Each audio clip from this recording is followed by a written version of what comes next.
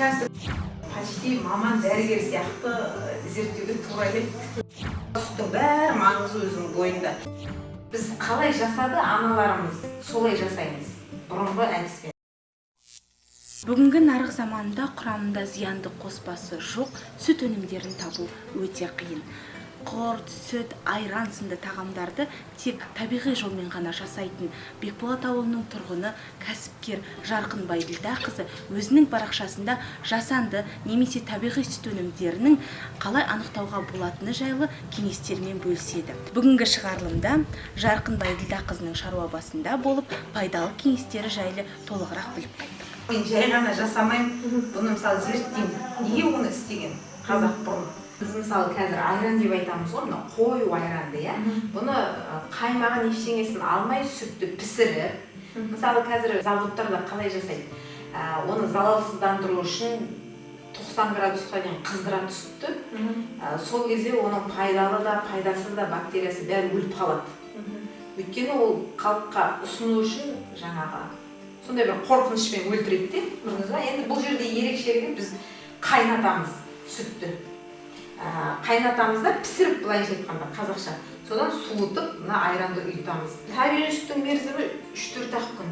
Онда да егер сіз мысалы сүтті қозғап тұрған кезде ғана бойындағы тірі бактериялар бар ғой, солар қозғалысқа еніп сүтті ашытпай тұрады. Ал егер қозғамай, мүлдем қозғамай қойып қойсаңыз ашып кетеді. Енді жаңағы өзіңіздің парақшаңызда табиғи өнім, жасанды өнім деген сіздің керемет рубрикаңыз бар. Йод арқылы сүттің үй жағдайында табиғилығын тексереміз. Соны біздің де көрермендерге ұсынсақ. Енді жаңа айтқанымдай сүтті мысалы сүтті жай ғана қарапайым жолы аласыз да холодильникке мұздатқышқа салып қоясыз.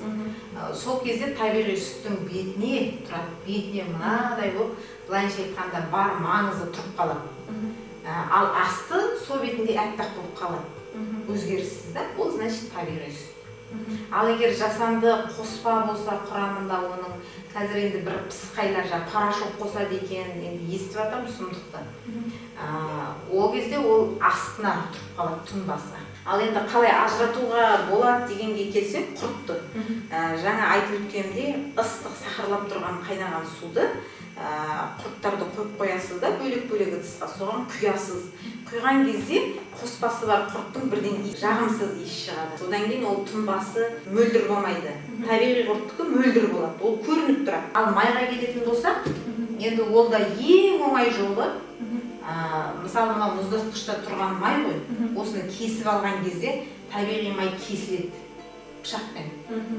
Ал егер жасанды майды алып келіп кесетін болсаңыз, ол мұрт сынады.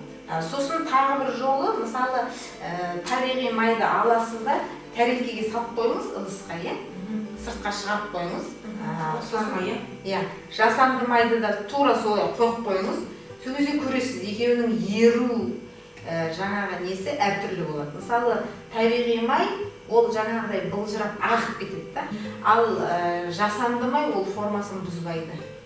Ол да ерейді, бірақ жаңағы, мысалы, сіз 4 бұрышты қылып кессеңіз, 4 бұрышты, 3 бұрышты қылсаңыз, 3 бұрышты болып тұра береді. Бұл май кішкене ерсе формасы тез жоғалады. Бұл тез жоғалады. Ерсе. Бұны көпшілік үшін пайдалы болар сөзсіз. Үлкен рахмет сізге. Енді пока бір адамды жұмыспен қамтамасыз етіп отырмыз, сосын өзіміз көмектесеміз, бұл кісіге қаратып қойып отырмаймыз ғой. Өзім бала-шағам, өзім, жолдасым, бәріміз осы кәсіптің басы-қасындамыз. Бәріміз отбасылық кәсіп бұл. Болашақтағы арманым қазір Қазақстанда табиғи өнім жасайтын үлкен өндіріс жоқ есебі да. Енді 1-2 өндіріс бар, олар да шетелге, өкінішке қарай шет елге жұмыс жасап жатыр. Ресейге жұмыс жасап жатыр, мысалы ше, білем 1-2 өндірісті. Бізге қазаққа да керек қой ол. Біз өзіміз үшін жасауымыз керек. Арманым сол үлкен өндіріс орнына айналса екен деп. Әрине табиғи өнім жасаған кезде үлкен өндірісте ол қиындау кішкене. Өйткені оның сақтау мерзімі өте қысқа, бірінші. Перевозка дейміз ғой, әрі-бері тасымалдауы да оңай емес, қиындау. Бірақ мен ойлаймын енді оның бәрін жасауға болатын сияқты. Тек қана өнімді осы несінен қайдырмай жасасақ.